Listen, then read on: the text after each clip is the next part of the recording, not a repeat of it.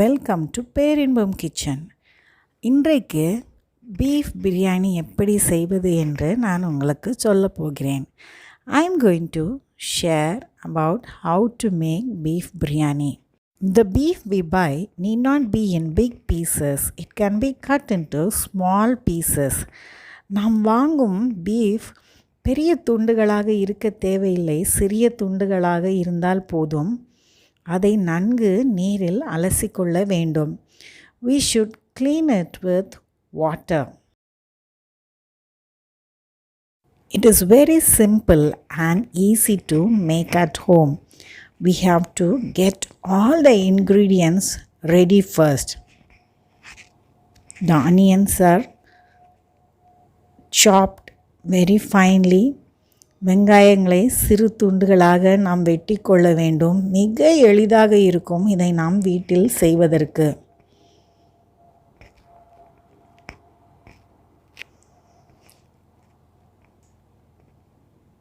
முதலில் நாம் கறியை வேக வைத்து கொள்ள வேண்டும். First we have to boil the beef. So we can use a cooker for it. அதற்கு நாம் ஒரு குக்கரை பயன்படுத்தி கொள்ளலாம். அந்த பீஃபை ஒரு குக்கரில் போட்டுக்கொள்ள வேண்டும். We have to put the beef inside a cooker, then add some chilies. பச்சை மிளகாய்களை சேர்த்து கொள்ளலாம். பின்பு கொஞ்சம் மஞ்சள், a little turmeric, 5 chilies for a kilo. ஒரு கிலோவிற்கு 5 மிளகாய்களை நாம் உபயோகித்து கொள்ளலாம். பின்பு நாம் மிளகாய் பொடியை சேர்த்து கொள்ள வேண்டும். Then we can add chili powder, 3 spoons per kilo. ஒரு கிலோவுக்கு 3 தேக்கரண்டிகள். பின்பு தேவையான உப்பை நாம் சேர்த்து கொள்ள வேண்டும். Then we have to add salt. Then ginger garlic paste. Since I have taken 3 kgs of beef, 2 spoons for a kg. நான் 3 கிலோ எடுத்திருக்கிறபடியால் 1 கிலோவுக்கு 2 தேக்கரண்டிகள் வீதம் இஞ்சி பூண்டு விழுதுகளை நான் சேர்த்து கொண்டிருக்கிறேன். உப்பு கலந்த பின் இதை மூடி 5 விசில் வைக்க வேண்டும். We have to keep it for 5 whistles on flame. Should not add water into the cooker. தண்ணீர் ஊற்ற தேவையில்லை. After 5 whistles we can keep the cooker away.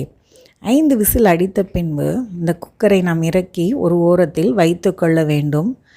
பின்பு ஒரு பாத்திரத்தை நாம் நெருப்பில் வைத்து கொள்ள வேண்டும். Then we have to keep a drum on the flame. We have to add some ghee. நெய்யை ஊற்றிக்கொள்ள வேண்டும். Then a little cooking oil. பின்பு நாம் சமைக்கும் எண்ணெயை ஊற்றிக்கொள்ளலாம். After the oil is heated, we can add spices. எண்ணெய் சூடான பின்பு நாம் மசாலா பொருட்களை சேர்த்து கொள்ளலாம். A little cinnamon, பட்டை, அன்னாச்சிப்பூ, ஸ்டார் அனீஸ், nutmeg, ஏலச்சி and cloves, ஜாதிக்காய், ஏலக்காய், பின்பு கிராம்பு. அதற்கு பின் பிரியாணி இலைகளை சேர்த்து கொள்ளலாம். Then we can add bay leaves. Since we have it in our garden, I have added fresh leaves. எங்கள் தோட்டத்தில் இது இருக்கிறபடினால் நான் அதை மரத்திலிருந்தே பச்சை இலைகளாக சேர்த்து கொண்டிருக்கிறேன். Then onions that I have cut. I have cut 5 onions for a kilo. வெட்டி வைத்த வெங்காயங்களை நான் சேர்த்து கொள்கிறேன். 1 கிலோவிற்கு 5 வெங்காயங்கள். 1 கிலோவிற்கு 1 ஜாதிக்காய், 7 கிராம்பு, 7 ஏலக்காய், 1.5 இன்ச் பட்டை, 2 பிரியாணி இலைகளை நான் பயன்படுத்தி இருக்கிறேன். Add a little salt to the onions so that it get fried soon. சிறிதளவு உப்பை சேர்த்து கொள்ளுங்கள். 1 கிலோவிற்கு 7 ஏலக்காய்கள், 7 கிராம்புகள், 2 பிரியாணி இலைகள், 1 ஜாதிக்காய் வீதம் சேர்த்திருக்கிறேன். இப்பொழுது இஞ்சி பூண்டு விழுதுகளை சேர்த்து கொள்ளவும். இதை நாம் நன்று அந்த வாணலில் வறுத்து கொண்டே இருக்க வேண்டும். ஏனென்றால் அந்த இஞ்சி பூண்டு பாத்திரத்தோடு ஒட்டி கொள்ளும். We have to keep stirring because the ginger garlic paste that we dropped inside will start sticking to the vessel.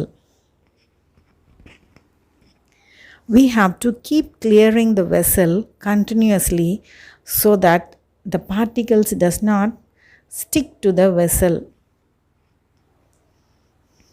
தொடர்ச்சியாக நாம் அதை கிண்டிக்கொண்டே இருக்க வேண்டும், அல்லது பாத்திரத்தில் அது ஒட்டிக்கொள்ளும்.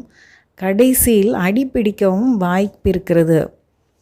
If particles sticks there, it will get burned at the end. So we have to keep clearing the center portion of the vessel continuously. முக்கியமாக அந்த பாத்திரத்தின் மைய பகுதியை நாம் கிண்டிக்கொண்டே இருக்க வேண்டும். See how the onions are fried now. இந்த வெங்காயம் எவ்வளவு அழகாக வறுபட்டு இருக்கிறது என்று பாருங்கள்.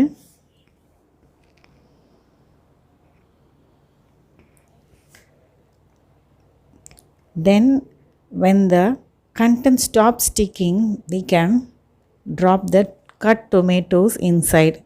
அந்த ஒட்டும் தன்மை மாறிய பின்பு வெட்டி வைத்த தக்காளியை நாம் உள்ளே போட்டுக்கொள்ளலாம். 1 கிலோவிற்கு 5 தக்காளிகளை நாம் பயன்படுத்தி கொள்ளலாம். We can use 5 tomatoes for a kilo. So now I am going to cook 3 kgs. நான் 3 கிலோ பிரியாணியை செய்ய போகிறேன்.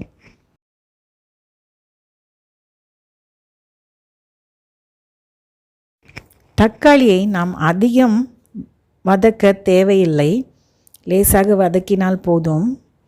You need not fry the tomatoes too much. You can just fry it a little, but we have to clear the center portion often.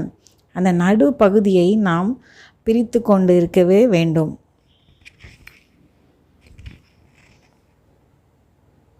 ஒருவர் வந்திருக்கிறார் கொத்தமல்லியும் புதினாவையும் சேர்ப்பதற்காக. A person has come to add coriander leaves and mint leaves, a bunch for a kilo. A handful for a kilo. 1,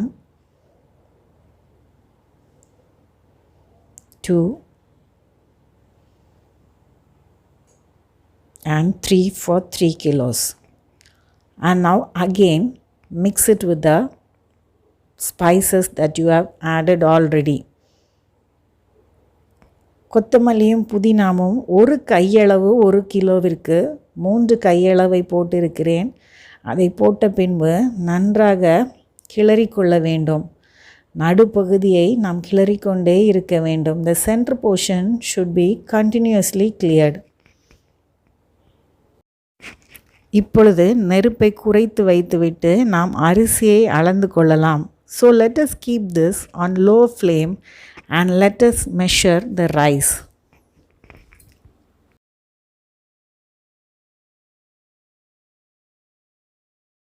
We have to take a small container and measure how much rice is there.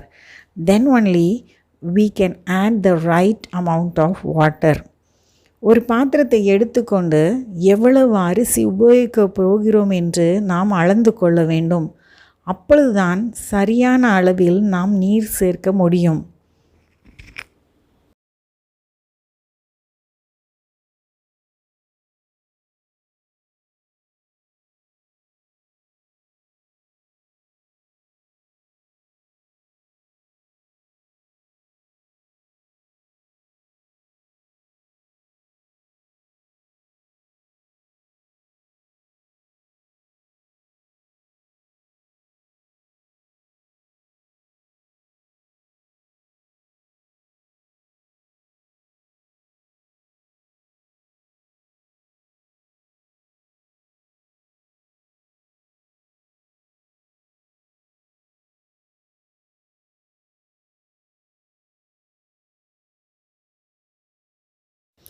அரிசியை நாம் சரியாக அளந்த பின் அதை ஒரு முறை அலசி அந்த ஈரத்தோடு அந்த அரிசியை வைத்து விட வேண்டும். After measuring the rice, we have to rinse it with water once and keep the wet rice separately.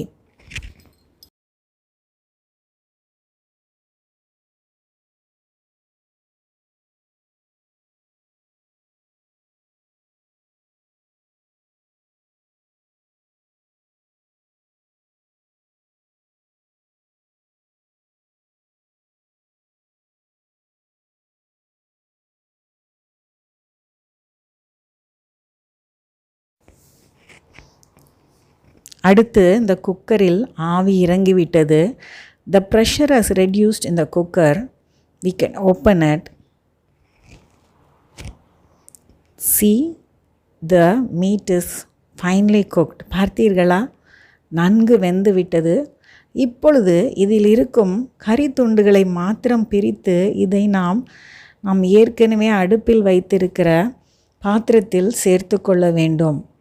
We have to separate the meat pieces only and put it in the vessel that we have prepared already. We should be very careful that we don't pour water inside. அந்த நீரை நாம் பாத்திரத்தில் ஊற்றாமல் கவனமாய் இருக்க வேண்டும். கறி துண்டுகளை மாத்திரம் பிரித்து எடுத்துக்கொள்ள வேண்டும். We have to separate only the meat very carefully.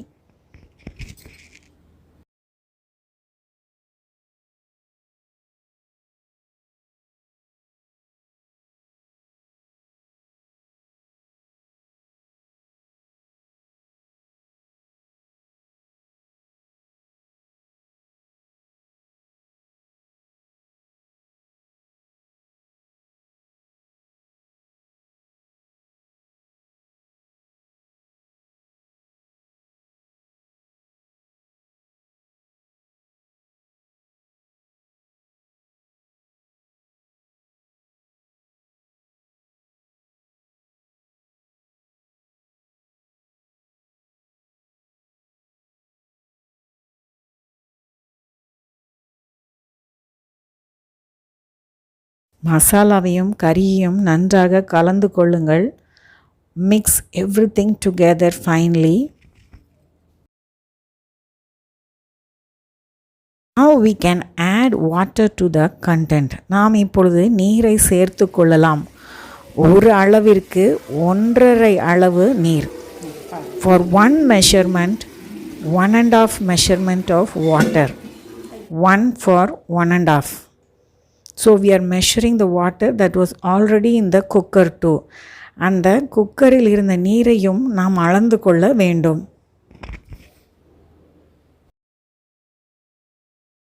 அதிக எண்ணெய் இல்லை, நாம் வெளியில் வாங்கும் மசாலாக்களும் இல்லை.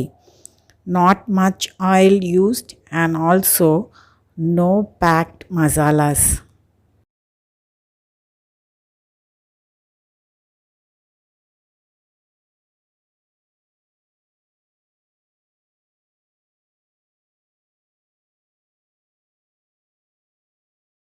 After utilizing the water in the cooker, we can start adding plain water according to our measurement.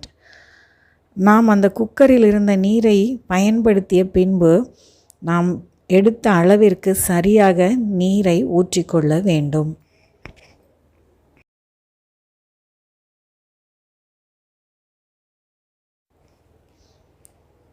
Then we have to squeeze the juice of a lemon into this mixture. 1 lemon for a kilo. இதற்குள் நாம் எலுமிச்சைப்பழ சாற்றை பிழிந்து கொள்ள வேண்டும். 1 கிலோவிற்கு 1 எலுமிச்சைப்பழம் வீதம். இதை நாம் பிழியும் பொழுது அந்த விதைகளை நாம் கையில் பிடித்து கொள்ள வேண்டும். When we are squeezing, we have to hold the seeds in our fingers.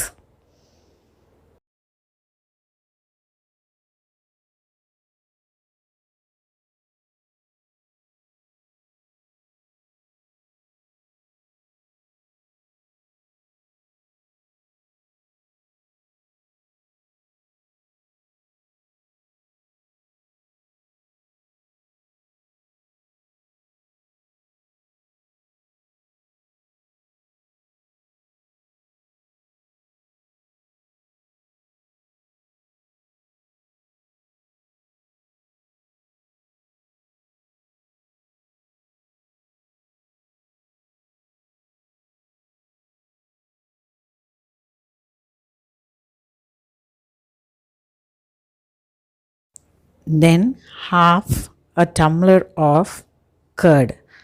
ஒரு அரை டம்ளர் தயிரை சேர்த்து கொள்ளுங்கள். இப்பொழுது நன்றாக கிளறிக்கொள்ளலாம். We have to mix it very well.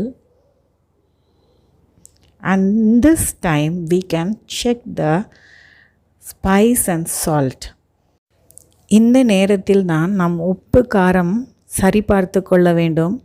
எனக்கு உதவி செய்வதற்காக 2 பெரியவர்கள் வந்திருக்கிறார்கள். தங்கள் கைகளில் ஊற்றி சரிபார்ப்பதற்காக. 2 big people came to check the taste. I gave a little in their arms and they checked it and said it was good. எல்லாம் சரியாக இருந்தது என்று சொன்னார்கள். கொஞ்சம் காரம் குறைவாக இருந்ததினால் நான் மிளகாய் பொடியை சேர்த்து கொண்டேன். There was a little less spice, so I have added some chili powder. Then when the water is heated up, we can add the rice. நீர் நன்றாக சூடேறிய பின்பு நாம் கழுவி வைத்திருக்கும் அரிசியை சேர்த்து கொள்ளலாம். கவனமாக சேர்க்க வேண்டும், நீரை ஊற்றிவிடக்கூடாது. We have to be very careful while adding. We should not add the water. It is already wet and soaked. நன்றாக ஈரமாக ஊறி இருக்கிறது. நீரை நாம் கவனமாக பாத்திரத்தில் வைத்து கொள்ள வேண்டும். We have to retain the water in the vessel itself.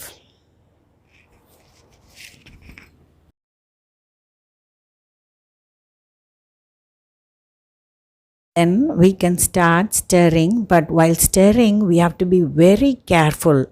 We should not use the spoon in a random way. It should be used in a roundabout way so that the rice is not broken. அடுத்து நாம் கிளறி விட வேண்டும். கிளறி விடும் பொழுது நாம் ஜாக்கிரதையாக இருக்க வேண்டும். அந்த கரண்டியை நாம் அடிப்புறமாக கீழ்ப்பக்கமாக சுற்றி அந்த அரிசியை மேலே கொண்டு வர வேண்டும். நாம் இஷ்டம் போல் கரண்டியை திருப்பினால் அரிசி உடைந்துவிடும்.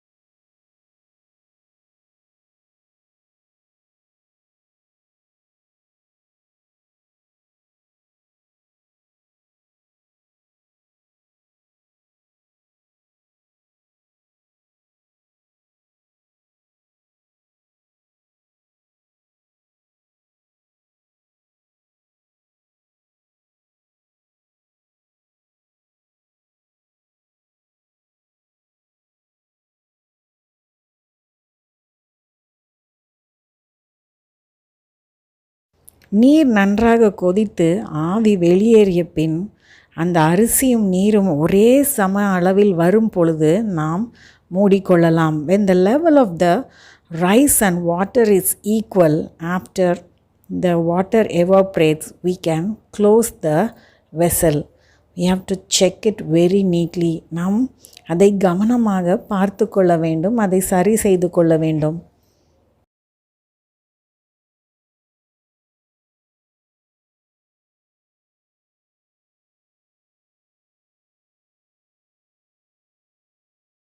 See, the level of the water and the rice is equal. பாருங்கள், அந்த அரிசியின் அளவும் அந்த நீரின் அளவும் சமமாக இருக்கிறது. பின்பு அதை மூடி வைத்துவிட்டு ஒரு பாத்திரத்தை மேலே வைத்து எடைக்காக சிறிது நீரை ஊற்றிக்கொள்ள வேண்டும். After closing it with the lid, we can keep a vessel on top and pour some water into it for weight. And wait for 15 minutes after keeping the stove in very less flame. அதற்கு பின்பு 15 நிமிடங்கள் காத்திருக்க வேண்டும், நெருப்பை மிக மிக குறைவாக வைத்துவிட்டு. சிம் அளவில் வைக்க வேண்டும். இப்பொழுது திறந்து பார்க்கலாம் நம் பிரியாணியை. Now let us open after 15 minutes. Wow, it looks good, isn't it? பார்த்தீர்களா, நன்றாக வந்திருக்கிறது. See, the rice has evenly boiled and it is not broken too. சரியாக வெந்திருக்கிறது, அரிசியும் அதிகம் உடையவில்லை. சற்று கிளறி கொள்ளலாம். We can stir it a little. Then start taking it out and storing it in a casserole so that it is hot for a long time. பின்பு அதை எடுத்து ஒரு பாத்திரத்தில் வைத்து கொள்ளலாம். அப்பொழுது அது நீண்ட நேரம் சூடாக இருக்கும்.